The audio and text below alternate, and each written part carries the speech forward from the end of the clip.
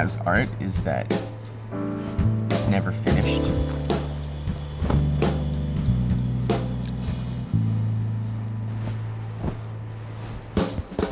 What I've always found really fascinating about it is it's a chance to recreate the same piece of art every single day. Food is a kind of never-ending art form because there's always reinvention and reinterpretation, and food is one of the only things that starts to expire the second that you make it.